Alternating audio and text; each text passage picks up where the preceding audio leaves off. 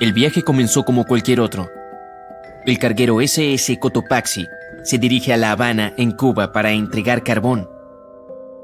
Es el 29 de noviembre de 1925. Para el capitán Mayer, su tripulación y el barco, que salieron del puerto de Charleston en Carolina del Sur, será el último viaje. Su ruta atravesaba el Triángulo de las Bermudas. 2 días después de haber zarpado, el Cotopaxi envió una señal de auxilio. Había sido víctima de una fuerte tormenta tropical que lo había llevado a volcar. El viento era muy intenso y venía acompañado de unos poderosos relámpagos. La lluvia llenó progresivamente la bodega del barco. De pronto hubo un destello blanco y el barco desapareció sin dejar rastro. Sus restos fueron hallados en el desierto de Gobi, en una punta completamente diferente del planeta. Los 32 miembros de la tripulación, incluyendo el capitán, desaparecieron. Por supuesto, la parte del desierto de Gobi es ficción. Para una de sus películas, Steven Spielberg imaginó que el barco había sido trasladado por alienígenas. En la vida real, el barco no fue encontrado y no volvió a saberse nada de la tripulación. Se lo declaró oficialmente desaparecido y nadie logró hallar los restos. Parece uno de esos clásicos casos de fenómenos misteriosos en torno al Triángulo de las Bermudas, pero la mayoría de los misterios se resuelven tarde o temprano. En 2020, el Cotopaxi fue hallado. Un hombre llamado Michael Burnett se había mudado a Florida para estudiar naufragios en la costa. Uno en particular llamó su atención. Era mucho más grande que el resto, y las personas de la zona lo llamaban Naufragio del Oso. Se encontraba a unos 65 kilómetros de St. Augustine, al norte de Florida, pero nadie había logrado identificar la misteriosa embarcación. Y así, Michael comenzó a hacer trabajo de detective. Midió los restos y revisó toda la información que logró encontrar. Repasó cientos de periódicos viejos y registros de seguros y echó un vistazo a los artefactos que formaban parte del naufragio. Tras cientos de horas de trabajo duro, Michael quedó convencido, era el Cotopaxi. Pero desde hacía unos años, corría el rumor de que el mismo barco había aparecido en la costa de Cuba. La Guardia Costera había encontrado los restos de un carguero de un tamaño similar y muy parecido al barco desaparecido en 1925. Michael estaba seguro de que se equivocaban, así que unió fuerzas con unos periodistas científicos y siguió investigando. Pronto descubrieron algo que parecía confirmar las sospechas. Los buzos hallaron válvulas de latón cerca de los restos con las letras SB. A Michael se le ocurrió que las iniciales podían referirse a la Scott Valve Manufacturing Company. La sede central de esta empresa se encontraba en Michigan, no muy lejos de donde el Cotopaxi había sido construido. Así que era probable que hubieran abastecido a la embarcación con partes. El rompecabezas parecía estar resuelto. El naufragio del oso era realmente el carguero desaparecido. Pero aún restaba hallar la razón del hundimiento. ¿Acaso el Cotopaxi había sido víctima de algún fenómeno misterioso en el Triángulo de las Bermudas? Más tarde, Michael dio con el testimonio del carpintero del barco, entre unos viejos papeles. Afirmaba que las escotillas que cubrían el carbón se encontraban en pésimas condiciones antes del hundimiento. Las reparaciones no habían sido terminadas cuando la tripulación recibió la orden de zarpar hacia Cuba. Así que si las tapas de las escotillas seguían rotas durante el viaje, el agua podría haber ingresado fácilmente e inundado la bodega durante la tormenta tropical. Esa fue la verdadera razón por la que el Cotopaxi se hundió. No había nada misterioso al respecto. Solo un error cometido por personas normales. Pero este es solo un ejemplo de las decenas o tal vez cientos de casos de barcos y aviones que desaparecieron en el Triángulo de las Bermudas. Y aún no podemos explicar algunos de esos incidentes. Pareciera que realmente sucede algo raro en ese lugar. Uno de esos extraños eventos tuvo lugar en 1948. Un avión con pasajeros se dirigía a Miami desde San Juan, en Puerto Rico. Desapareció en la misma región que el Cotopaxi. Las 32 personas a bordo se esfumaron sin dejar rastro. El clima estuvo despejado en todo momento. Los expertos creen que, cuando el avión se encontraba a unos 80 kilómetros de la costa, un viento fuerte podría haberlo golpeado y desviado su curso. Años después, un avión similar fue hallado en la zona del Triángulo de las Bermudas. El problema es que, debido a la falta de información, fue imposible determinar si se trataba del mismo vehículo. Pero algo aún más extraño sucedió un par de años antes, en 1945. 5 aviones desaparecieron al mismo tiempo. Unos pilotos en formación entrenaban sus habilidades de navegación aérea. Al parecer, una vez que terminaron, no lograron hallar el camino de regreso a casa y desaparecieron. Muchos asumen que simplemente se quedaron sin combustible. Eso parece probable, pero de todas maneras, las circunstancias fueron bastante extrañas. Los novatos eran supervisados por un piloto experimentado que contaba con más de 2.500 horas de vuelo. Él nunca habría permitido que un grupo de principiantes se alejara tanto de la base. Hoy en día, muchas personas siguen preguntándose qué sucedió. Algunos insisten en que los pilotos se toparon con algo sobrenatural en el Triángulo de las Bermudas. Pero, ¿quién sabe? Este lugar también fue testigo de otro fenómeno extraño que ningún experto ha sido capaz de explicar. Un viaje en el tiempo. En 1970, Bruce Gernon volaba un avión desde la isla Andros hasta la costa de Florida.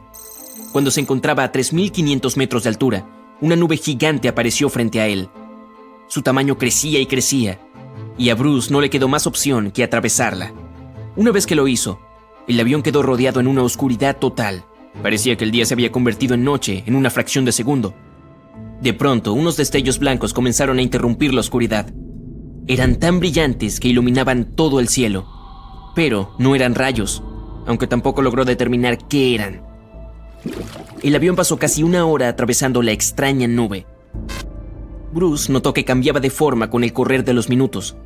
El espacio que rodeaba el avión se convirtió en un túnel que se hacía cada vez más estrecho.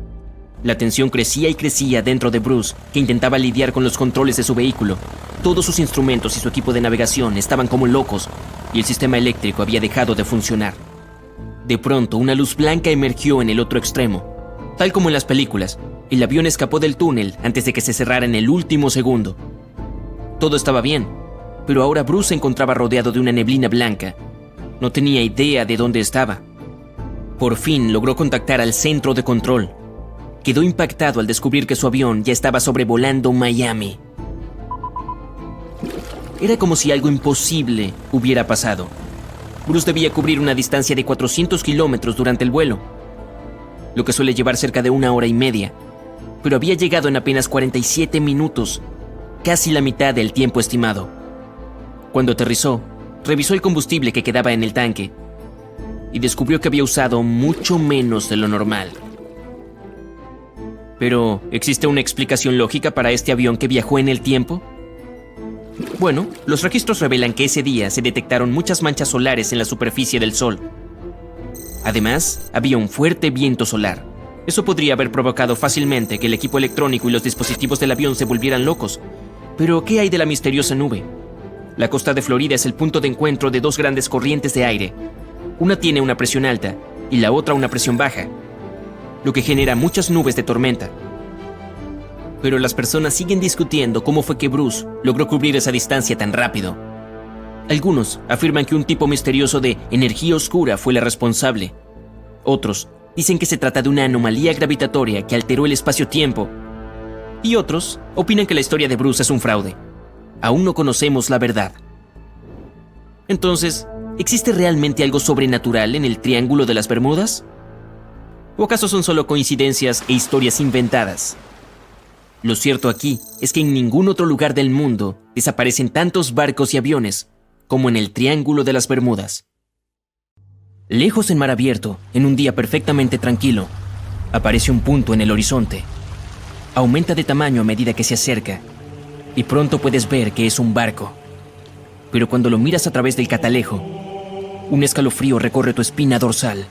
El barco está en perfectas condiciones y su carga está a bordo, pero está completamente desprovisto de gente, flotando con indiferencia por la corriente. Eso fue lo que vio el capitán del Ellen Austin en 1881 y lo que trajo tantos pesares a su tripulación. En diciembre del año anterior, el Ellen Austin, un gran barco de 70 metros de eslora, salió del puerto de Liverpool para hacer su viaje a Nueva York. El barco transportaba una gran cantidad de personas con la esperanza de encontrar una mejor vida en el Nuevo Mundo. El capitán A.J. Griffin viró el barco hacia el suroeste para hacer un viaje más corto, y unas pocas semanas después, en 1881, se encontraron al norte del Mar de los Sargazos, conocido por su falta de vientos y fuertes corrientes circulares. Los barcos que quedaran atrapados en ellas podían perder el control y seguir a la deriva en círculos hasta que fueran arrastrados al centro. A partir de ahí serían increíblemente afortunados de volver a pisar las corrientes. Pero la mayoría de las veces se quedaban en el desolado desierto del mar para siempre. Pero aún, el área pertenecía al notorio Triángulo de las Bermudas, que ya era conocido por derribar barcos y hacerlos desaparecer sin dejar rastro. La tripulación del barco estaba nerviosa. Temía encontrarse con una zona tan peligrosa y tan cerca de un mar que pudiera paralizarlos. E inquietantemente, parte de la calma del Mar de los Sargazos debió haber escapado porque el Ellen Austin perdió su velocidad un día y cayó a la deriva sin vientos. Sin embargo, estaba bien. Tenían abundantes provisiones y todavía estaban dentro del programa de viaje. El capitán Griffin caminaba alrededor de su barco, dando órdenes con una voz llena de autoridad tranquila, y tanto su tripulación como los pasajeros confiaban en él completamente. Pero entonces el vigía gritó desde arriba que había un barco a la vista. Y de hecho, cuando el capitán miró en la dirección que señalaba el hombre, vio una pequeña goleta que se movía lentamente hacia el Ellen Austin. A medida que se acercaba, se hizo evidente que la forma en que se movía la extraña nave no era la correcta. El capitán frunció el ceño y lo examinó a través de su catalejo. La goleta estaba intacta, pero en un silencio inquietante. No había una sola alma a bordo. Los barcos abandonados no eran tan raros en el Atlántico en ese momento, pero tampoco lo eran los piratas. El capitán Griffin decidió esperar y observar. Después de 2 días, la goleta seguía igual de tranquila, y el capitán finalmente pensó que estaba bien ir a revisar. Tomó a un pequeño grupo de marineros y abordó el barco varado. No había nadie allí, pero la suerte parecía estar del lado de Griffin. El precioso cargamento de madera de caoba todavía estaba en las bodegas. El capitán regresó al Ellen Austin y ordenó a sus hombres más selectos que llevaran el pequeño barco a Nueva York. Los ánimos de la tripulación se levantaron con la perspectiva de las riquezas que les esperaban a su llegada. Cuando los vientos volvieron a soplar fuerte, el Ellen Austin continuó su viaje, con el barco sin nombre siguiéndolo. Pero después de un par de días, los 2 barcos quedaron atrapados en una poderosa tormenta y se separaron. El viento, la lluvia y las olas los azotaron durante varios días seguidos. Cuando el tiempo finalmente se despejó, el capitán Griffin ordenó encontrar la goleta. Buscaron un día entero hasta que finalmente la encontraron a la deriva, fuera del curso. Griffin llamó a sus hombres que habían quedado a bordo del barco pequeño, pero nadie respondió. Un grupo de marineros fue a investigar y regresó con el rostro pálido de miedo. Toda la tripulación de la goleta había desaparecido durante la tormenta. Sin embargo, el capitán no era de los que estaban dispuestos a perder un hallazgo tan valioso y ordenó a otro grupo que tomara el control de la goleta. De mala gana, los marineros obedecieron y los 2 barcos continuaron su viaje. Acordaron permanecer lo más cerca posible el uno del otro y tocar sus campanas a intervalos establecidos por la noche para que el otro barco supiera que estaban bien. Varias noches pasaron sin problemas, con las campanas repicando tranquilizadoramente cada hora. Pero un día, una espesa capa de niebla cayó sobre el mar y bloqueó casi por completo la visión. Los barcos continuaron a pesar de eso y comenzaron a hacer sonar sus campanas más seguido. Cuando llegó la noche, la niebla todavía estaba allí, pero las campanas eran el sonido de la vida, hasta que se detuvieron. El capitán Griffin tocó la campana una vez, luego 2 veces. Sin respuesta. La tripulación encendió los fuegos y miró hacia el mar con atención.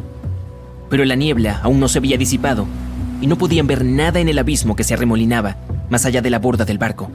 Nadie pudo dormir esa noche y esperaron en silencio hasta el amanecer.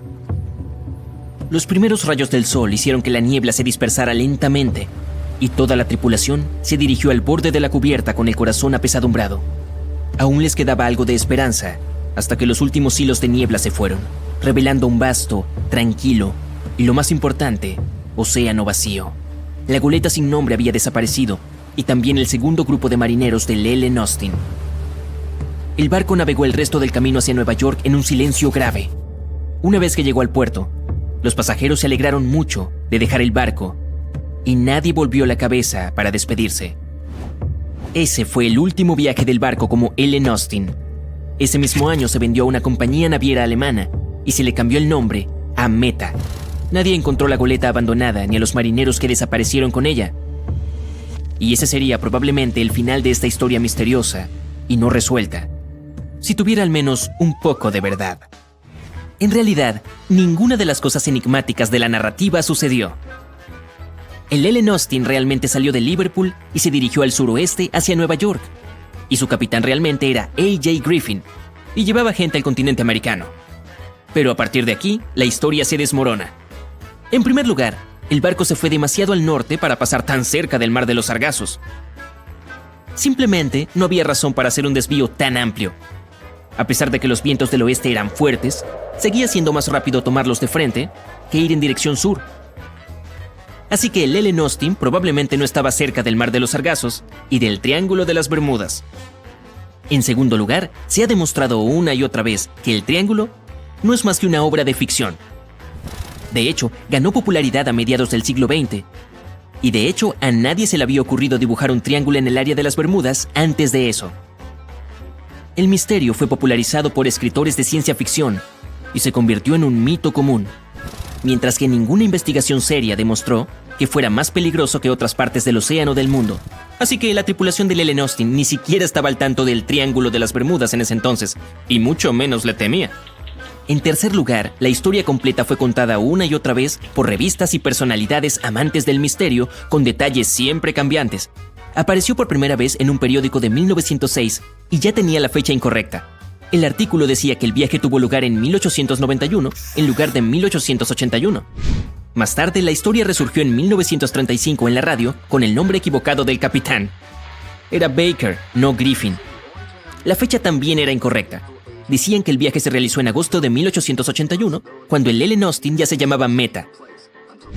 La leyenda creció con otros detalles extraños, como una ruta del barco de Londres a Terranova, que nunca fue el caso.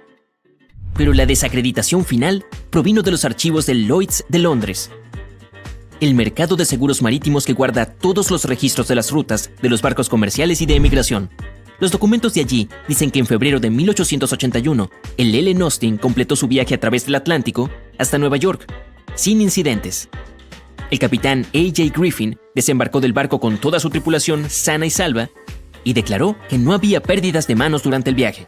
El viaje duró más de 2 meses porque el barco tuvo que luchar contra los fuertes vientos del oeste que lo empujaban hacia Gran Bretaña. La tripulación informó que no hubo encuentros extraños en el camino y todo fue tan aburrido como era posible. E incluso los pasajeros debieron estar sonriendo cuando pisaron por fin el suelo estadounidense, sin darse cuenta de la falsa historia de la que estaban a punto de formar parte. La luna brilla con intensidad e ilumina las aguas negras del océano.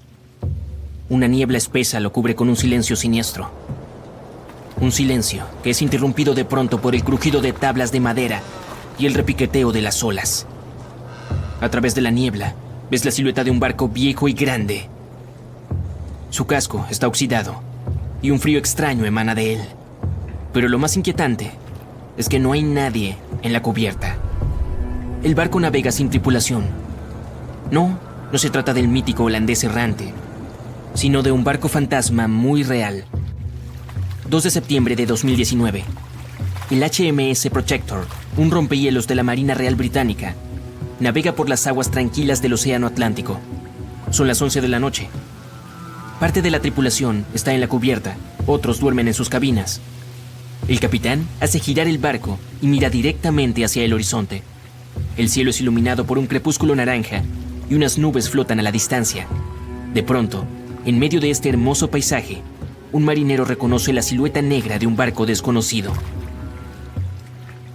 El capitán desacelera y desvía el curso para acercarse un poco más a la misteriosa embarcación.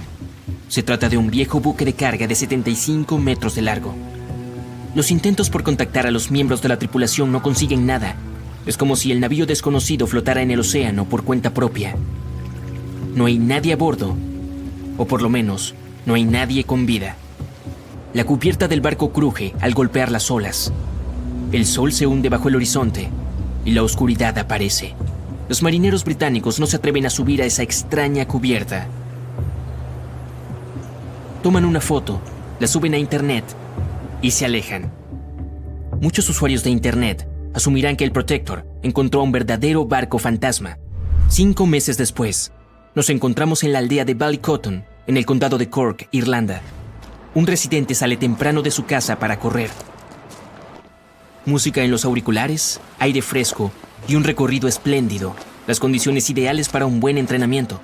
corre siguiendo el camino de la costa del mar Céltico. Anoche hubo una fuerte tormenta, pero el mar parece tranquilo ahora. El hombre continúa por la cima de un acantilado bajo y descubre una enorme embarcación. Un viejo buque de carga oxidado de 75 metros yace en la playa, en medio de las rocas. No hay nadie a bordo. El barco parece llevar años enteros allí, pero el residente está seguro de que no estaba ahí ayer. Un poco más tarde, se descubre que es la misma embarcación que los navegantes del HMS Protector vieron hace 5 meses a miles de kilómetros de ese mismo lugar. El buque de carga llamado Alta fue construido en 1976. Nadie sabe quién lo utilizó todo este tiempo y con qué fines. Solo se sabe que en 2017 pasó a manos de un nuevo dueño y fue señalizado con la bandera de Tanzania. Es importante mencionar que casi todos los buques de cargo están equipados con SIA o Sistema de Identificación Automática, necesario para rastrear los movimientos de los barcos en el océano. Desde 2015 algo extraño comenzó a sucederle al SIA del Alta. El barco desapareció para los satélites y reapareció más tarde. A lo largo de los últimos años, cambió varias veces de nombre y bandera. No es sorpresa que su SIA se haya apagado y encendido en tantas ocasiones. Se dice que algunas personas hacen esto para ocultar actividades ilegales. El capitán del barco, sea quien fuera, claramente no quería revelar los movimientos del Alta. Para cuando fue detectado en 2017, el Alta había navegado cerca de las ciudades portuarias griegas. Hizo 12 paradas en 3 de esas ciudades en diferentes partes de Grecia. Luego, la señal del SIA desapareció. 10 meses después, reapareció cerca de la costa norte de África, a 2.000 kilómetros de Grecia. En septiembre de 2018, el barco navegaba a unos 2.200 kilómetros al sureste de las Bermudas. Fue entonces cuando los miembros de la tripulación comenzaron a tener problemas. Había 10 personas a bordo del Alta. El 19 de septiembre, el motor del barco se descompuso en medio del océano Atlántico. La costa más cercana se encontraba a una gran distancia. El barco perdió el rumbo. Los días pasaron, pero la tripulación no lograba repararlo. Los suministros de comida escaseaban. La tripulación comenzó a entrar en pánico e intentaban contactar a alguien. La situación empeoró cuando se descubrió que un fuerte huracán se acercaba al lugar donde el Alta se había descompuesto. La tripulación se comunicó con la Guardia Costera de los Estados Unidos.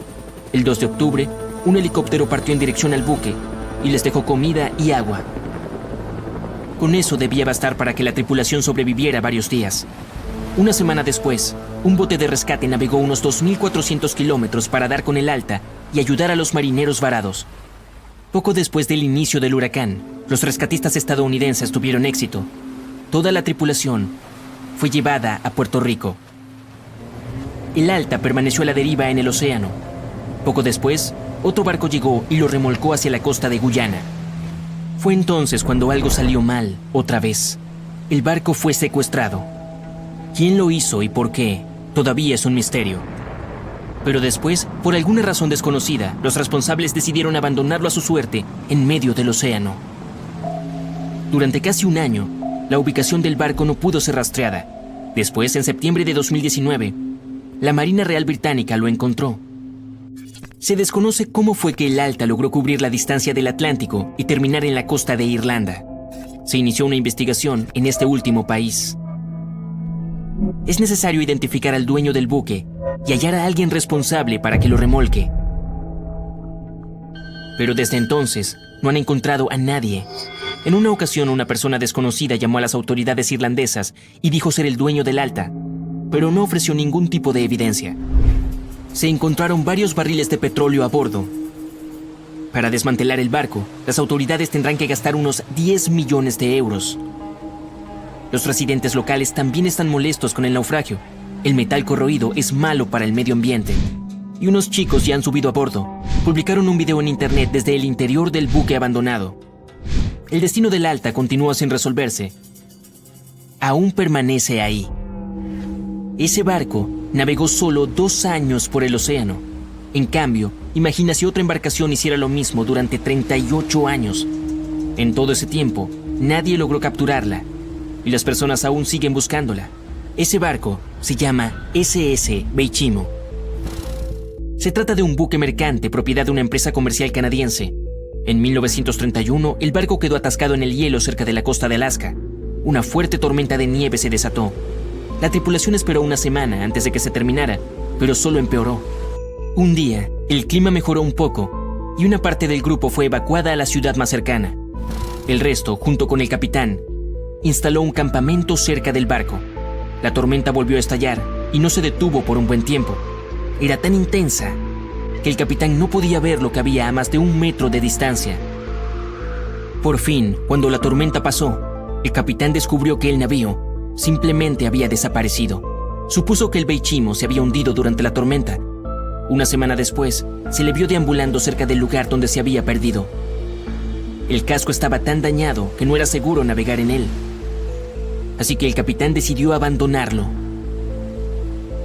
Sin embargo, este no se hundió. Pasó 38 años a la deriva, recorriendo distintos puntos de la costa de Alaska. Más de una vez, las personas subieron a bordo, incluyendo a unos residentes nativos de Alaska y un grupo de investigadores. Los intentos de salvarlo del mar terminaron en fracasos. Las operaciones de rescate fueron saboteadas por el hielo a la deriva y el mal clima. La última vez que se le vio fue en 1969. El barco estaba congelado y bloqueado por el hielo. En 2006, el gobierno creó un proyecto especial para hallar al Beichimo. Sin embargo, en todos estos años, sigue sin aparecer. Su paradero es un misterio. Es probable que por fin haya encontrado la paz y que ahora descanse en el fondo del mar de Chukotka. Dicen que nada se pierde realmente. Y es cierto, descubramos algunos barcos congelados en el tiempo. El primero es más que fascinante. Se trata del naufragio de Anticitera. Es un barco comercial griego del siglo I a.C. Se encuentra en el lado este de la isla griega de Anticitera, en el punto de unión de los mares Egeo y Mediterráneo. Unos 2000 años después, en 1900, un grupo de buceadores griegos descubrió el naufragio. Se dirigían a Túnez, pero se vieron obligados a refugiarse de una tormenta en una isla cercana. Como no podían ir a ningún sitio, decidieron buscar esponjas hasta que el tiempo se calmara. Uno de los buzos halló el naufragio a una profundidad de unos 40 metros. Imagina que alguien va a buscar esponjas, pero que regresa a la superficie con tesoros arqueológicos. El capitán del barco habló con los funcionarios griegos y ellos enviaron 2 barcos a los restos. La operación de salvamento fue un éxito y los descubrimientos se encuentran ahora en el Museo Arqueológico Nacional de Atenas. Entre los hallazgos se encuentran 3 caballos de mármol de tamaño natural, joyas, monedas y cientos de obras de arte, incluida una estatua colosal de Hércules de 2 metros de altura. Entre estos tesoros, el efebo de Anticitera, una estatua de bronce de un hombre joven, fue el que más llamó la atención, ya que no responde a ningún modelo iconográfico conocido y no se conocen copias de su tipo. Sostenía un objeto esférico en la mano. Los estudiosos tienen diferentes teorías sobre quién podría ser esa persona, pero aún no hay consenso. Más de 70 años después, Jacques-Yves Cousteau y su equipo fueron a la zona y recuperaron cientos de artefactos más, así como los restos de 4 personas. También descubrieron un complejo conjunto de engranajes entrelazados, capaces de predecir el movimiento del Sol, la Luna y varios planetas. El mecanismo también puede indicar la hora de los eclipses solares y lunares con años de antelación. Piensa en este mecanismo de Anticitera como un primitivo calendario informático, ya sabes, para planificar eventos importantes como actividades agrícolas, rituales religiosos y los Juegos Olímpicos. Estos artefactos encontrados en los restos de Anticitera son algunos de los hallazgos más importantes de la arqueología moderna. El propio mecanismo de Anticitera ha cambiado nuestra percepción de los límites de la tecnología antigua. Tiene un diseño sofisticado y fue fabricado hace más de 1000 años. Incluso después de todos estos sorprendentes descubrimientos, los expertos creen que el lugar del naufragio permanece inexplorado en buena medida. Esto se debe principalmente a su ubicación y al paisaje del fondo marino sobre el que descansa el barco. El pecio es demasiado profundo para los buceadores, pero también demasiado poco profundo para usar algo como un sumergible. Un estudio realizado en el fondo marino en 2012 mostró evidencias de un segundo pecio a unos 250 metros al sur.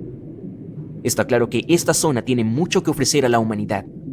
¿Qué habría pasado si esos recolectores de esponjas no hubieran viajado allí? Los científicos encontraron un barco naufragado en la Antártida, en el fondo del mar de Weddell, 107 años después de su hundimiento. El nombre del barco era Endurance, y era el barco perdido del explorador antártico Sir Ernest Shackleton.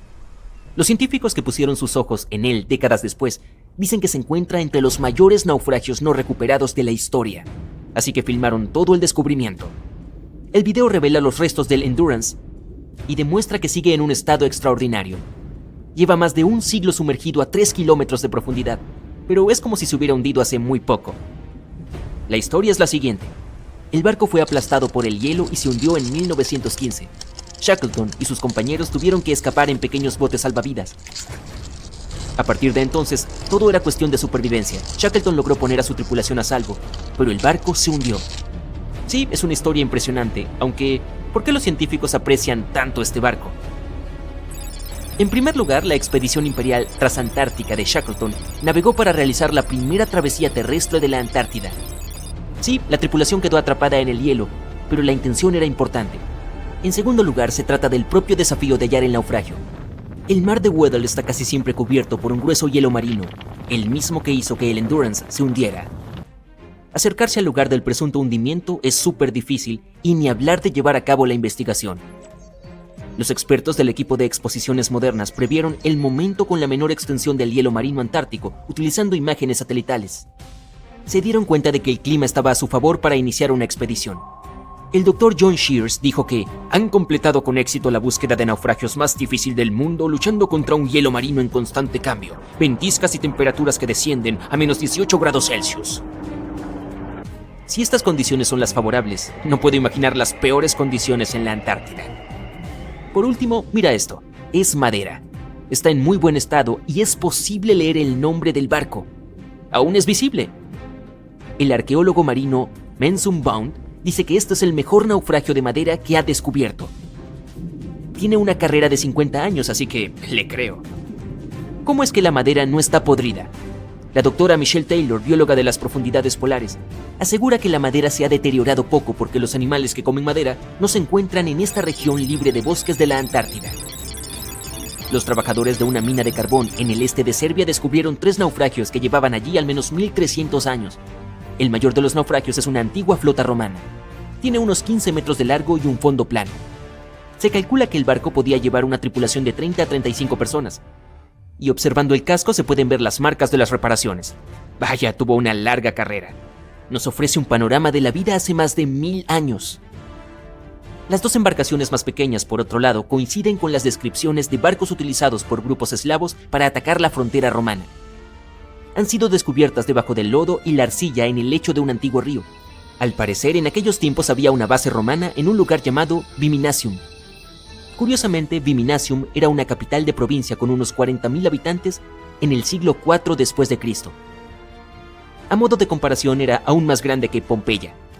La mina de carbón de Kostolac es un centro de joyas ocultas. Los arqueólogos ya habían encontrado aquí pruebas de actividad humana y animal.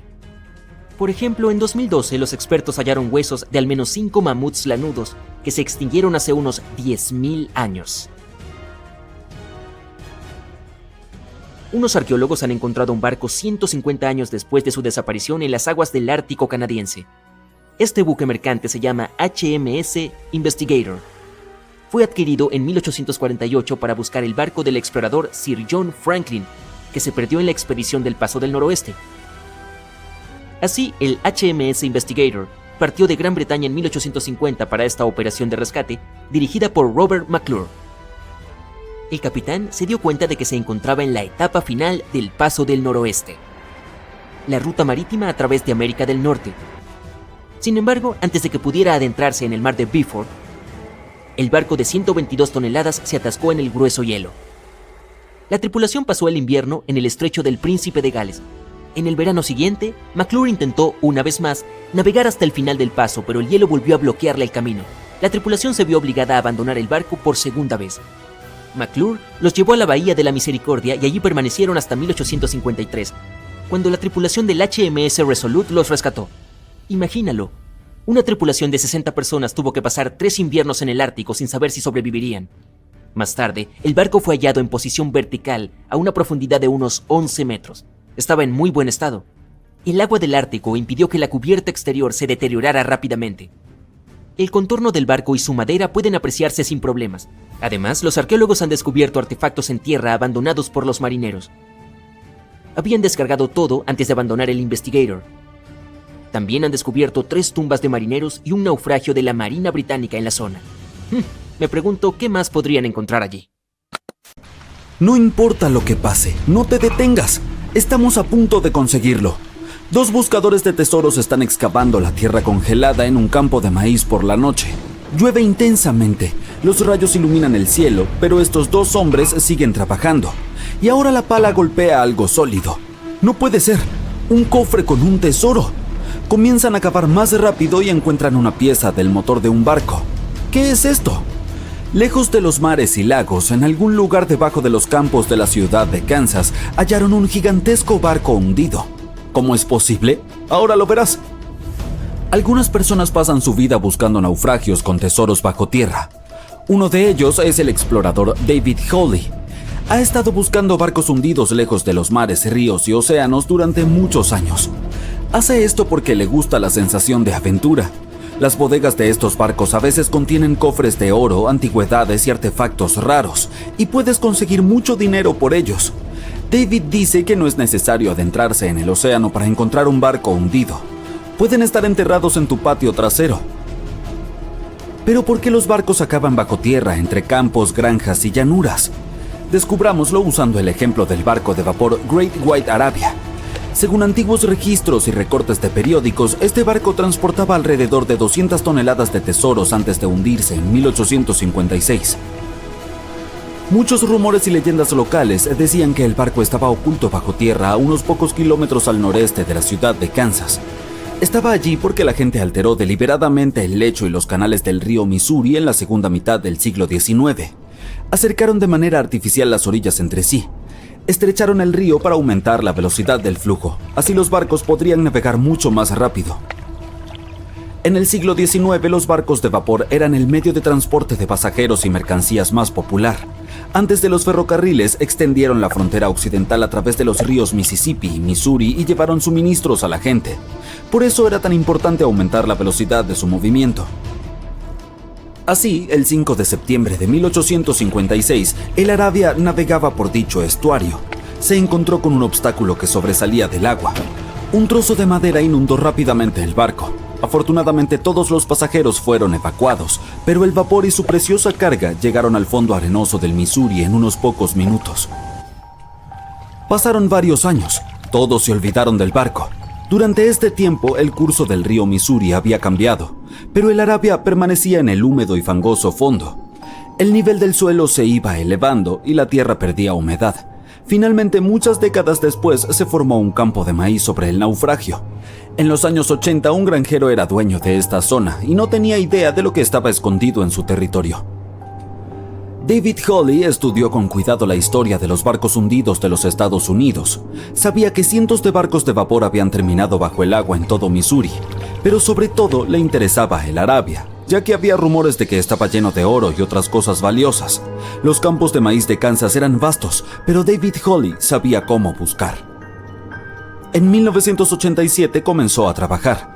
Primero, junto con su hermano y su padre, recogieron todos los recortes de periódicos antiguos que pudieron encontrar.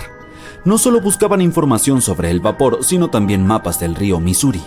Rastrearon sus cambios históricos, verificaron las fechas e identificaron una amplia zona donde el vapor se hundió.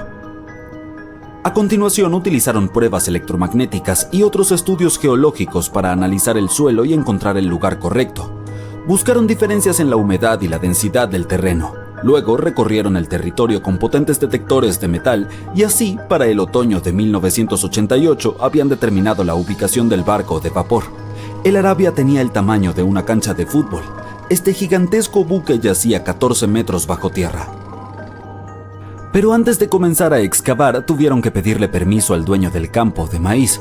Para el agricultor, esta noticia fue una gran sorpresa. Aceptó con la condición de que las excavaciones se completaran para la primavera, de modo que pudiera sembrar una nueva cosecha. Excavar un barco gigante en invierno es mucho más difícil y costoso que en otras estaciones. Incluye costos adicionales de equipamiento, electricidad y calefacción. El equipo trabajó día y noche. Financiaron las excavaciones con su propio dinero. Cada uno invirtió más de $10,000 y sacó un préstamo bancario. Finalmente notaron los primeros detalles del barco. Las palas golpearon las enormes calderas del motor y la cubierta. El objetivo se había logrado. La mayor parte de la carga que se encuentra dentro de los barcos hundidos está cubierta de óxido, caracolas, lodo y está gravemente dañada. Sin embargo, el contenido del Arabia estaba en excelente estado, considerando que el barco se había hundido hacía 130 años. Desafortunadamente no encontraron los cofres de oro. Sin embargo, obtuvieron varias toneladas de cargas valiosas como artículos domésticos de personas que vivieron a mediados del siglo XIX. Era una cápsula del tiempo. El barco transportaba suministros para cientos o miles de personas, y todas estas cosas estaban perfectamente conservadas. Por ejemplo, podían ver con claridad la marca estampada Goodyear Rubber Company en un zapato de goma. Mientras más se prolongaban las excavaciones, más cosas encontraban David y su equipo. En los barriles hallaron platos del siglo XIX, estaban intactos y utilizables. Además, había ropa limpia, miles de pares de zapatos, arpones, sartenes y paraguas. El barco transportaba mercancías para abastecer a unas 16 pequeñas localidades. Es cierto, no es oro, pero estos artefactos también son valiosos. El contenido del barco podría valer millones. Sin embargo, la tripulación no pensaba venderlo. Crearon un museo en el sitio de un antiguo mercado de frutas en Kansas. Si vas allí, de inmediato te sentirás como si estuvieras en una tienda del siglo XIX. Hay miles de artículos en buen estado. Incluso las cerillas están lo suficientemente secas como para encender. Le tomó a David muchos años presentar la colección completa del barco de vapor. Valora cada uno de los objetos y no quiere venderlos. Cualquiera puede venir aquí, pagar un boleto y encontrar un fragmento del pasado. ¿Quién sabe? Quizá también haya un viejo barco escondido en tu patio trasero, ¿no? En 2008, unos geólogos encontraron un barco antiguo en el caluroso desierto de Namibia. Navegaba en los días en que los piratas aterraban a los marineros, y ahora está dentro de una laguna seca. El barco zarpó de Lisboa en 1533 y desapareció junto con la tripulación cerca de una pequeña ciudad minera de diamantes. Después de casi 500 años, el casco estaba gravemente dañado. Solo quedaba el armazón del barco, pero el tesoro que estaba escondido dentro permaneció intacto. Estudiaron cuidadosamente el barco durante mucho tiempo, tratando de no arruinar nada. Y entonces, 5 días después, encontraron un gran cofre antiguo en la bodega. Al abrirlo cuidadosamente, hallaron monedas de oro. Así, el costo del barco se estimó en alrededor de $10 millones. La causa exacta del naufragio es desconocida, pero los expertos creen que el barco fue destruido por la carga pesada y el mal tiempo. Se hundió hasta el fondo, que después se convirtió en un desierto. Algunos encuentran un avión en su patio trasero, otros un barco, y un hombre halló en su casa un pasaje a una antigua ciudad secreta. Esto ocurrió en Turquía en 1963. El dueño del edificio decidió hacer reparaciones. Fue a su sótano y derribó la pared para convertir este lugar en una sala de estar. Y así, detrás de una pared, encontró un túnel que conducía al subsuelo. El hombre pensó que era algún tipo de cámara secreta. Bajó y se dio cuenta de que era mucho más que eso. Se trataba de una ciudad antigua de 18 pisos de profundidad.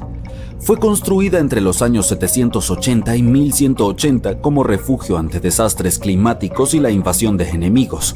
Este lugar también oculta muchos túneles subterráneos que se extienden por varios kilómetros en distintas direcciones. Las personas podían llegar a la ciudad desde diferentes puntos utilizando pasajes secretos que conducían a estas rutas. La ciudad puede albergar a cerca de 20,000 residentes, ganado. Una espesa niebla se levanta sobre el océano mientras el sol se hunde lentamente en el horizonte. Es difícil ver más allá de unos metros, pero eso es suficiente para notar una forma descomunal y esquelética a la distancia. A medida que el barco se acerca a ella, tu corazón late más rápido y entonces distingues los detalles de otro navío, abandonado por lo que parece. Los barcos fantasma existen y sus misterios no siempre se resuelven. Por ejemplo, el MV Joyita era un barco de madera construido en 1931 como yate de lujo. Sirvió a varias personas durante más de 20 años antes de que lo comprara un marinero samoano y se convirtiera en un barco mercante. Pero en 1955 el servicio del Joyita llegó a un final abrupto y misterioso. El 3 de octubre zarpó para otro viaje comercial que no debería haber durado más de 48 horas. Los retrasos ocurren en el mar, Así que cuando el Joyita no llegó el 5 de octubre, como estaba previsto, no hubo mucha preocupación todavía. Pero entonces tampoco llegó al día siguiente. No hubo ninguna señal de socorro, ni ningún otro signo de la presencia del Joyita en ningún lugar entre sus puntos de partida y de llegada. Se envió un grupo de búsqueda y rescate para encontrar el barco, y durante 6 días estuvieron explorando la zona de casi 259,000 kilómetros cuadrados. El 12 de octubre la misión regresó a la base con las manos vacías. Joyita desapareció sin dejar rastro. Solo un mes después, otro buque mercante, el Tuvalu, se percató de que el barco desaparecido estaba lejos de su ruta, a la deriva en mar abierto, y escorándose fuertemente. Los marineros abordaron el navío y descubrieron que toda la tripulación y los pasajeros, 25 personas en total, habían desaparecido junto con toda la carga que llevaba el barco. La radio estaba sintonizada en la frecuencia internacional de socorro, lo que significa que la tripulación intentó pedir ayuda, pero no pudo comunicarse con nadie porque el cable de radio se había dañado, limitando el alcance a 3,2 kilómetros. También faltaban los botes salvavidas, lo que indicaba que las personas a bordo debían haber abandonado el barco. Por desgracia, parece que se llevaron el diario de navegación, lo que dejó al equipo de rescate sin saber qué había pasado. Incluso hoy, el misterio del MV Joyita no se ha resuelto. Nadie sabe a dónde fueron la tripulación y los pasajeros, ni qué provocó que se fueran. El SV Carol A. Deering no era un barco fantasma en el sentido habitual de la palabra. No se le vio en alta mar. En cambio, fue encontrado en la costa, pero las circunstancias de su encallamiento son un rompecabezas rodeado de misterio. El Carol A. Deering se construyó en 1919 en Maine y era un buque de gran tamaño hecho para viajes comerciales. Por desgracia, a pesar de su elevado costo de construcción, solo había prestado servicio durante un año antes de su último viaje. 19 de julio de 1920. El barco viajaba de Puerto Rico a Río de Janeiro vía Newport News para entregar un cargamento de carbón. Estaba casi a mitad de camino hacia su destino final cuando el capitán cayó gravemente enfermo. La tripulación regresó para dejarlos a él y a su hijo y para sustituirlo. El viaje transcurrió sin incidentes, pero cuando llegó a Barbados en diciembre para reabastecerse, hubo extraños ánimos entre la tripulación. El primer oficial no parecía estar contento con el nuevo capitán. Nadie le prestó mucha atención en ese momento, cuando probablemente debería haberlo hecho. El último avistamiento del Carol A. Deering en el mar fue el 28 de enero de 1921, cuando un buque faro lo divisó frente a la costa de Carolina del Norte. Hubo cierto revuelo en el alcázar del barco, donde normalmente no se permitía a la tripulación. Luego otro buque lo avistó, pero ya no había nadie en las cubiertas. El 31 de enero, el buque mercante fue encontrado encallado en los Diamond Shoals, un lugar famoso por los numerosos naufragios que se han producido ahí durante siglos. Cuando el grupo de búsqueda y rescate abordó el barco, lo encontró abandonado con el diario de navegación y los objetos personales de la tripulación desaparecidos junto con los 2 botes salvavidas. Todavía no hay respuesta a lo que ocurrió a bordo del Carol A. Deering aquel mes de enero, aunque la versión más popular fue la de un motín. Sin embargo, tal vez nunca descubramos la verdad. El SS Baichimo es quizá uno de los botes fantasma más notables de la historia. Este gran barco de vapor de carga se construyó en 1914 en Suecia y siguió su camino diligentemente durante más de 16 años, intercambiando provisiones por pieles con las tribus nativas de Alaska y Canadá. Pero entonces, el 1 de octubre de 1931, el Baichimo quedó atrapado en el hielo. Al principio parecía que la tripulación podría esperar y continuar su ruta, porque el barco se liberó en un par de días. Pero en menos de una semana volvió a quedar atrapado, esta vez definitivamente. En una semana más se envió un grupo de rescate para recoger a 22 de los tripulantes, mientras que otros 15 se quedaron atrás para esperar durante el invierno si era necesario y recuperar el barco. Pero un mes más tarde, después de que una fuerte ventisca azotara su campamento, los marineros salieron de sus refugios y descubrieron que el barco había desaparecido. Por suerte, unos días más tarde, un cazador nativo les dijo que el Baichimo no se había perdido todavía. Lo había visto a unos 72 kilómetros de donde estaban posicionados. Consiguieron localizarlo, pero decidieron que no sobreviviría al invierno. Así que tomaron la carga más valiosa de su bodega y lo abandonaron. Aunque se equivocaron, el SS Baichimo sobrevivió a ese invierno y a muchos otros que le siguieron. Cuando el hielo se rompió, se alejó por sí solo, a la deriva por las costas de Canadá y Alaska. Hubo numerosos avistamientos del barco fantasma, a veces a la deriva en mar abierto y otras atrapado de nuevo en el hielo. La gente intentó abordarlo y salvarlo, pero las condiciones meteorológicas o la falta de equipo siempre se lo impidieron. El SS Baichimo fue visto por última vez por los nativos de Alaska en 1969, 38 años después de su abandono. Se desconoce qué fue de él posteriormente. La historia del SS Orang Medan es una de las más desconcertantes y angustiosas historias de barcos fantasmas del siglo XX. Ni siquiera se sabe con certeza si existió. No estaba registrado en Lloyd's Shipping, el registro internacional de buques, lo que lo convierte en un cuento chino o en un buque que evitó ser registrado oficialmente por razones turbias. En cualquier caso, los relatos sobre lo que le ocurrió varían. Según la mayoría de los informes, este transportaba una carga desconocida en aguas indonesias cuando recibió una llamada de socorro de otro barco en las proximidades. El oficial de guardia escuchó un mensaje de SOS, pero su contenido es diferente según los relatos.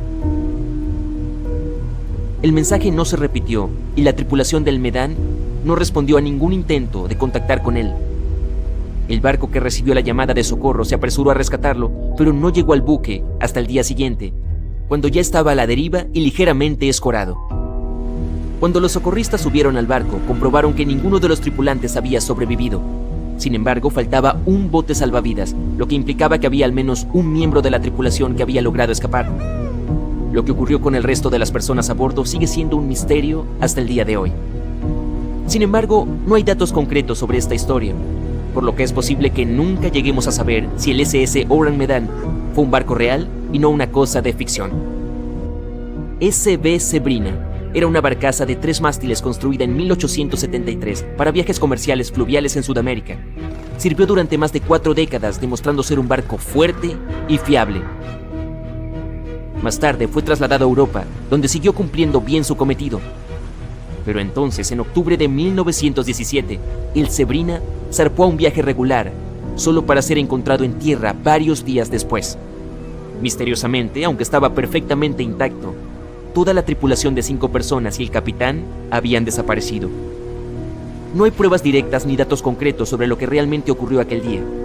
La teoría más convincente es que la tripulación fue arrastrada de la cubierta a causa de una explosión submarina, y luego el barco siguió adelante sin ella.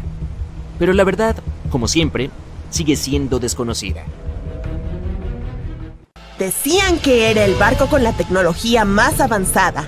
Aseguraban que era insumergible. Pero no solo se hundió, también le dedicaron varias películas. Esas eran las principales razones por las que el desastre del Titanic se hizo mundialmente famoso. Sin embargo, este no ha sido el único naufragio a gran escala. Por desgracia, ha habido muchos casos peores que la tragedia del Titanic. Uno de ellos ocurrió el 27 de abril de 1865. El barco de vapor Sultana transportaba diariamente pasajeros y carga entre San Luis y Nueva Orleans. Estaba hecho de madera y su tamaño era bastante grande, con 3 cubiertas, 80 metros de eslora y 22 de manga, casi el doble que una cancha de baloncesto. El barco podía transportar a unos 350 pasajeros, pero aquel desafortunado día llevaba más de 2,000. El 23 de abril realizaba un viaje rutinario desde Nueva Orleans cuando sufrió una avería. Algo andaba mal en la caldera, así que el buque atracó en Vicksburg para ser reparado. En el puerto, el capitán del barco, James Cass Mason, descubrió una excelente oportunidad para ganar mucho dinero. Todo lo que tenía que hacer era trasladar a un grupo de exprisioneros al norte. El capitán accedió a hacerlo, pero el problema era que la caldera requería mucho tiempo de reparación. Mason temía que sus competidores le quitaran la oportunidad, así que decidió continuar el viaje, a pesar de que la caldera aún no estaba lista. Remendó los agujeros en lugar de hacer una buena reparación e invitó a bordo a todos los exprisioneros. Así pues, había una caldera rota, un número excesivo de pasajeros, falta de botes salvavidas y las condiciones fluviales tampoco ayudaban. Además, el capitán se negó a enviar a los exprisioneros a la bodega, por lo que compartían el lugar con los pasajeros comunes. Había grandes posibilidades de sufrir un naufragio, pero el deseo de ganar dinero era más fuerte. El Sultana zarpó y navegó río arriba durante 2 días. En ese momento comenzó una de las mayores inundaciones del Mississippi de la historia. Debido a la crecida, el río desbordó y el nivel del agua subió varios metros. Todos los árboles de la orilla desaparecieron y solo las copas sobresalían del agua. El barco navegaba en dirección contraria a la corriente, por lo que la caldera trabajaba a tope. El 26 de abril, el Sultana llegó a Memphis, Tennessee, y recibió aún más carga, 120 toneladas de azúcar y 200 pasajeros. El barco estaba demasiado pesado. Hacia la medianoche prosiguió su peligroso viaje. El capitán se dirigió a las barcazas para cargar carbón. A la 1 de la madrugada, el buque abandonó la barcaza, y a las 2, la caldera rota, incapaz de soportar tanta carga, explotó repentinamente. El Sultana estaba a 11 kilómetros al norte de Memphis. Pocas personas sobrevivieron aquel día. El problema fue que los pasajeros que intentaban escapar del fuego saltaron a un río frío con una fuerte corriente. El desastre del Sultana se considera el naufragio más trágico de la historia de Estados Unidos. Aún se desconoce el número exacto de víctimas. Según diversas fuentes, esta cifra está entre 961 y 1,800 personas. Muy pocos conocen esta historia. Hubo muchos más supervivientes en la tragedia del Titanic, de la que todo el mundo se enteró. Pero cuando el Sultana se hundió, también habían ocurrido otros acontecimientos trascendentales. 12 días antes del naufragio, el país había perdido a Abraham Lincoln. La gente aún no se había recuperado de esta noticia, así que nadie le prestó mucha atención a la tragedia del Sultana. Varias catástrofes ocurrieron hace poco tiempo en términos históricos. Una de ellas tuvo lugar en 2002. El transbordador Le Jula era un buque senegalés. Navegaba 2 veces por semana por la costa de Dakar, transportando pasajeros que comerciaban con mango y aceite de palma. Hacía travesías diarias y nunca tuvo problemas graves gracias a los modernos equipos de salvamento y al buen servicio de reparaciones. Pero un día se descubrió una avería y el barco fue enviado a puerto. Durante casi un año, el Le Jula estuvo parado, a la espera de reparaciones, pero no consiguió un servicio de alta calidad. Tras un mantenimiento deficiente, el ferry emprendió su último viaje. El 26 de septiembre de 2002, el Le Jula navegaba entre el sur de Senegal y Dakar.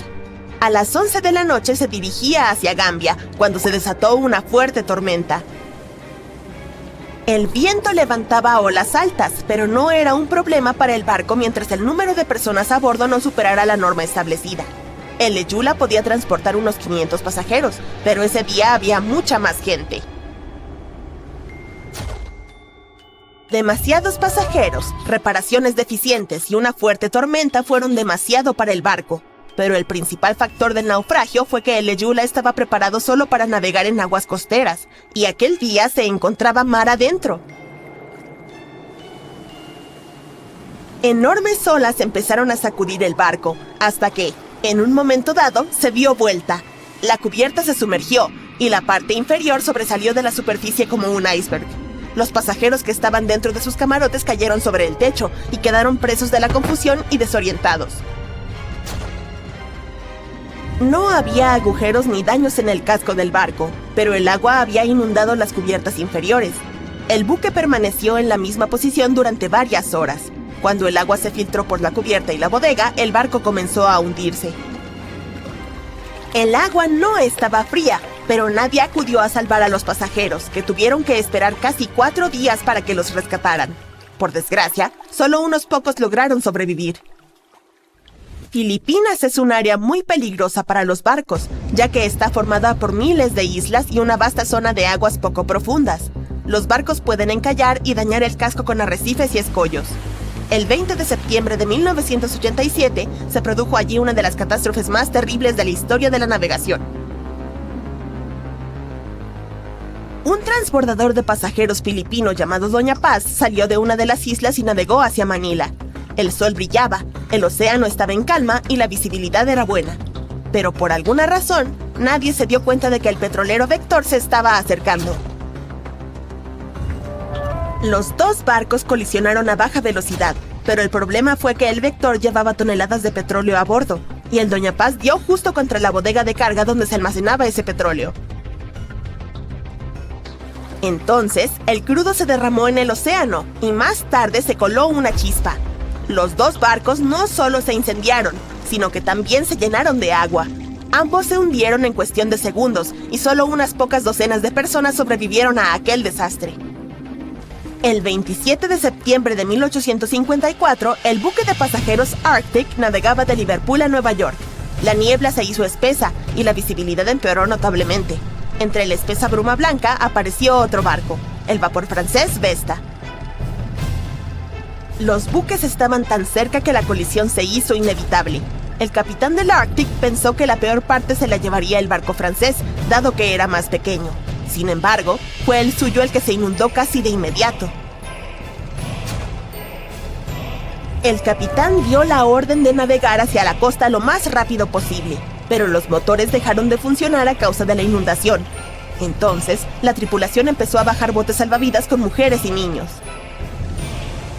Aún así, cuando se logró rescatar a las personas de los botes, resultó que solo habían sobrevivido 87 de las 400 que estaban a bordo, 65 miembros de la tripulación y 22 pasajeros.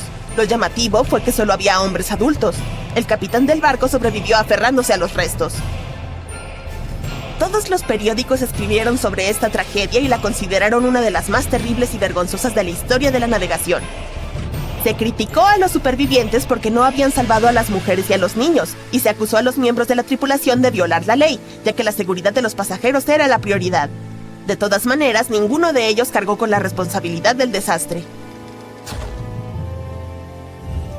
Desgraciadamente, todavía se producen naufragios, pero por suerte hay muchos menos que antes gracias a los modernos sistemas de navegación y a los radares. Sin embargo, ninguna tecnología puede garantizar que no haya una gran tormenta o cualquier otra emergencia imprevista. A principios del siglo XX, en algún lugar de la costa de África Occidental, un buque de vapor alemán abandonaba el puerto. De repente, el tiempo empeoró. El barco entró en una espesa niebla y terminó encallado en un banco de arena cercano a la costa. Por suerte nadie resultó herido e incluso pudieron salvar su preciada carga. Pero el barco quedó atrapado en la arena para siempre. Y no estaba solo.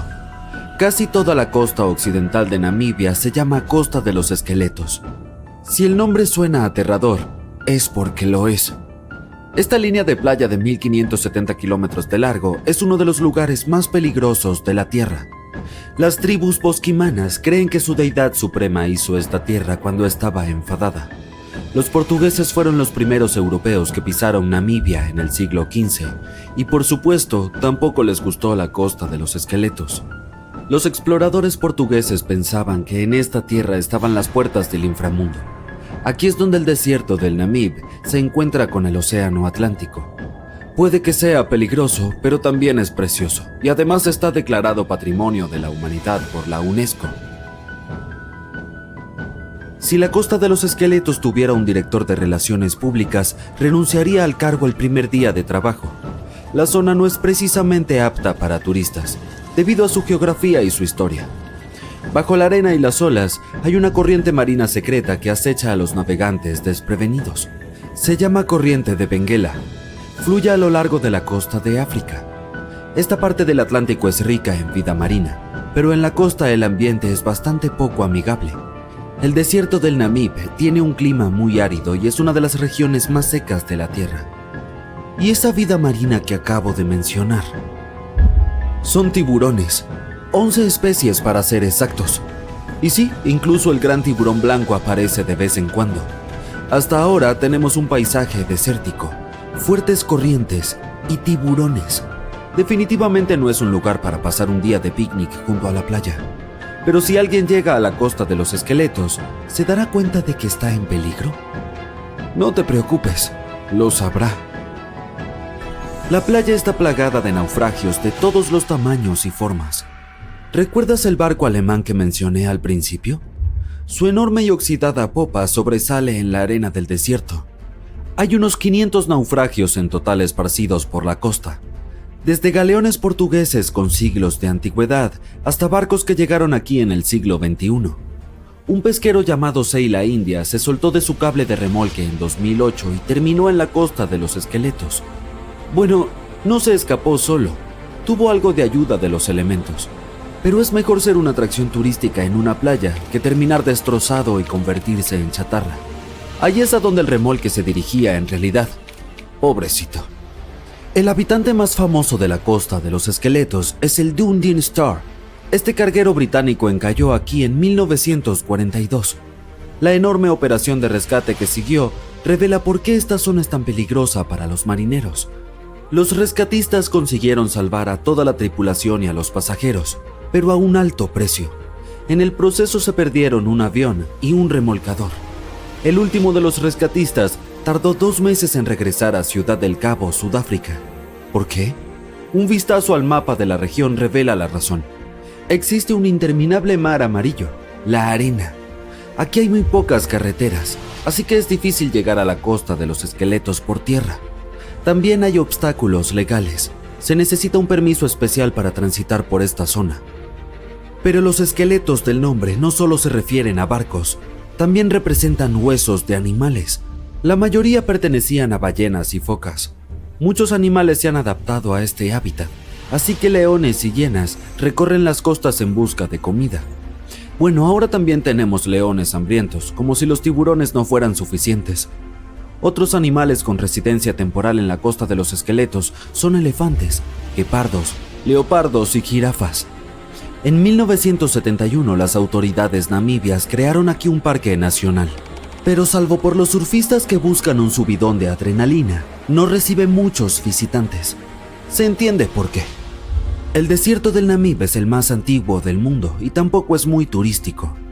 Quienes viajen a la región deben llevar protector solar y una chaqueta de invierno. Una combinación extraña, ¿verdad? Bueno, no tanto si se piensa que durante el día las temperaturas se disparan por encima de los 45 grados centígrados. Por la noche, la temperatura del aire desciende por debajo del punto de congelación, es decir, 0 grados. Menuda montaña rusa climática. Y ese no es el peligro final. Sí, hay más. ¿Recuerdas cómo se perdió aquel barco alemán en la espesa niebla? No fue un hecho aislado. Debido al clima de la región, la niebla aparece con frecuencia. Los marineros deberían taparse los oídos, pero esta niebla es buena para la fauna. Es su única fuente de agua en el desierto del Namib. Los reptiles y mamíferos se han adaptado a este duro clima y utilizan la menor cantidad de agua posible.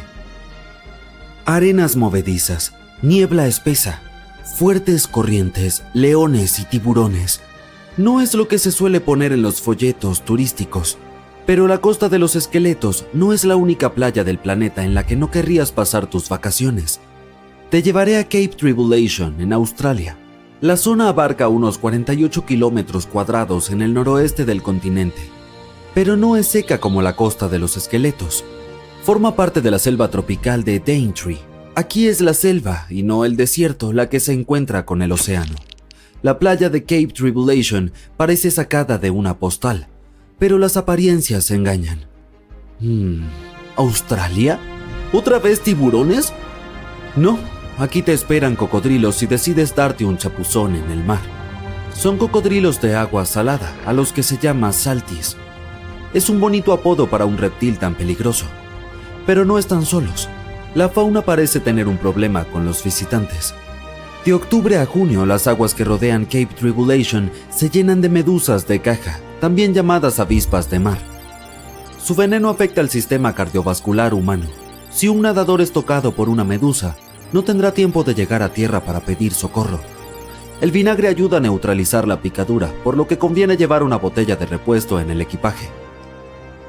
Los cocodrilos y las medusas suenan peligrosos, pero hay otro animal del que debes cuidarte.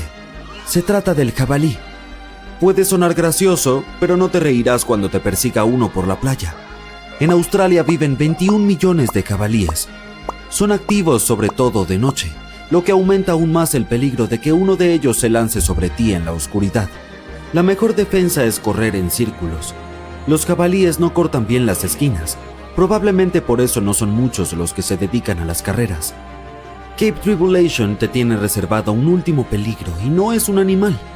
Aquí hasta los árboles conspiran contra los visitantes. El árbol urticante tiene ese nombre por una buena razón. Si intentas agarrar una de sus hermosas bayas rojas, se defenderá. Sus púas son como pequeñas esquirlas de cristal. El efecto desagradable que producen en la piel dura un mes. Luego está el arbusto de la espera. Pero, ¿quién llama así a estas especies?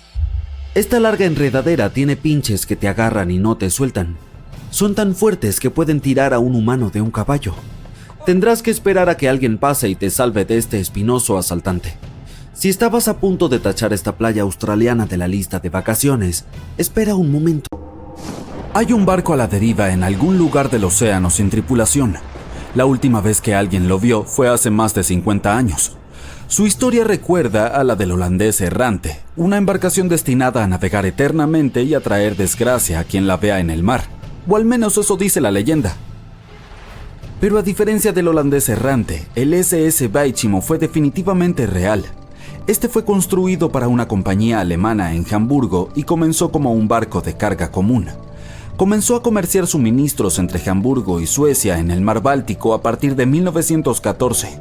Tenía un potente motor de vapor y un casco hecho de acero. Unos años después pasó a ser propiedad británica. Luego, en los años 20, una compañía canadiense lo compró por alrededor de $18,000, una cantidad de dinero enorme en aquel entonces.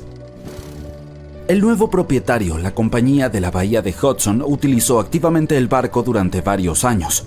Frecuentemente lo enviaban en viajes desde su puerto base en Escocia hacia Siberia, Alaska, el Yukón y los territorios del noroeste. También navegaba por el Canal de Panamá e incluso por el Canal de Suez, llevando a bordo pieles de animales para la venta. A veces también transportaba pasajeros. Había completado 9 viajes exitosos antes de que esta racha de buena suerte llegara a su fin. A partir de la década de 1930, el SS Baichimo comenzó a tener problemas con el hielo y las tormentas. Cuando quedó atrapado por primera vez en el hielo en octubre de 1931, algunos de los tripulantes lograron escapar hacia Alaska. 15 de los 22 marineros decidieron quedarse con su barco e intentar salvarlo. Llevaban a bordo pieles y otras cargas valiosas valoradas en aproximadamente $58,000.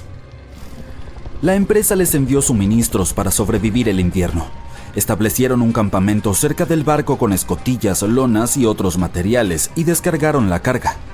A fines de noviembre, una ventisca azotó la zona y parecía que se había llevado el barco consigo.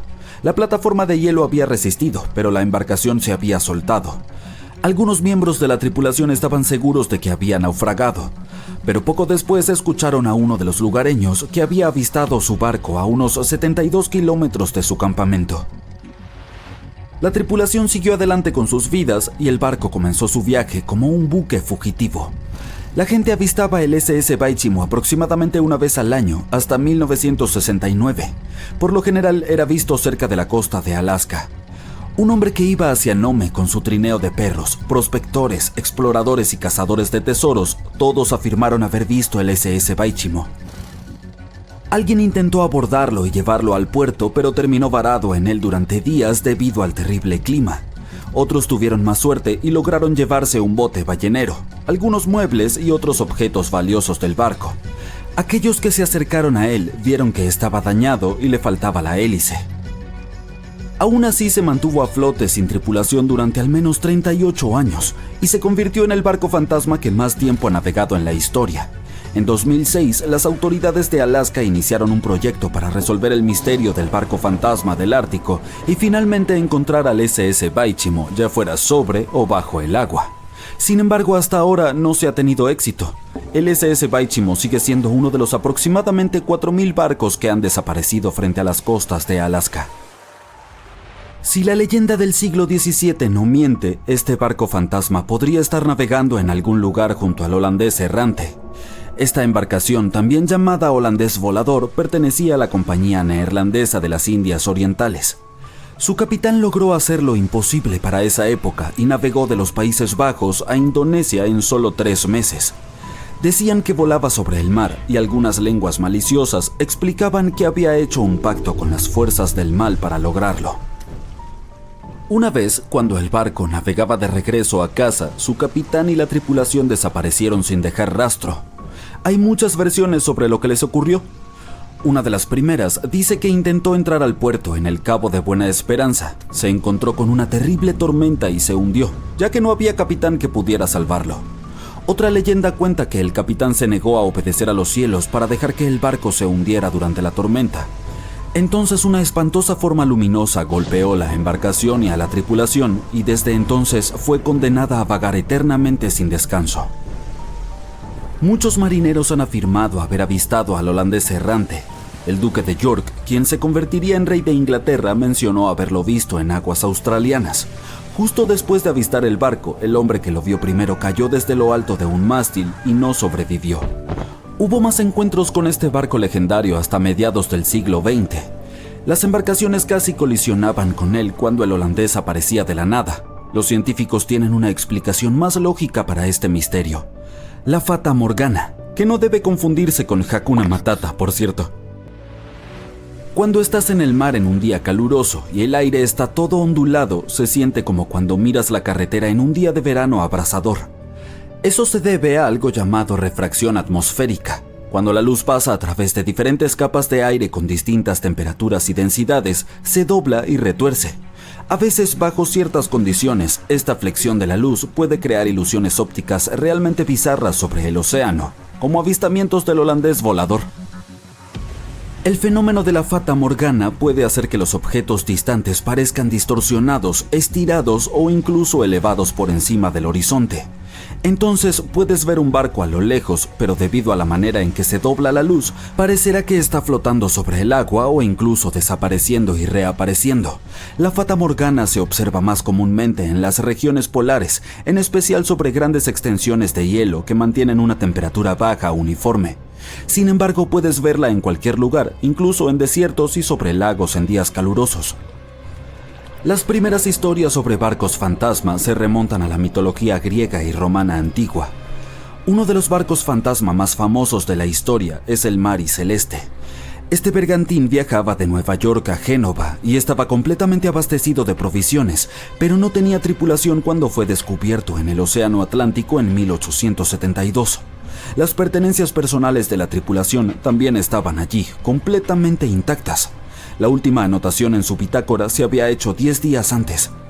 Todavía no sabemos qué le sucedió a su tripulación, pero el barco ha inspirado muchas historias y leyendas escalofriantes. La Lady Lovibond fue otra goleta legendaria que se cree naufragó frente a la costa de Kent a mediados del siglo XVIII.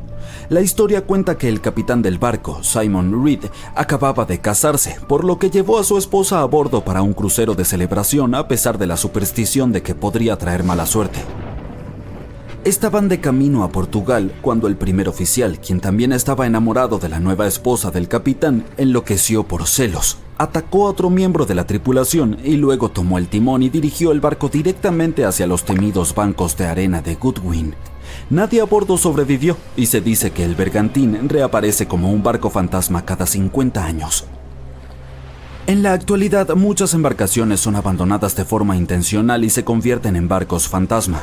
Hay miles de ellas flotando en ríos, lagos, canales y aguas costeras de Estados Unidos. Algunas personas pierden sus barcos en tormentas y otros fenómenos meteorológicos extremos. Otras deben abandonarlos porque mantenerlos puede costar el 10% del precio de la embarcación.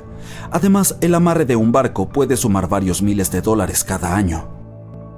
Muchas embarcaciones son construidas con fibra de vidrio, por lo que un propietario no puede simplemente reciclarlas como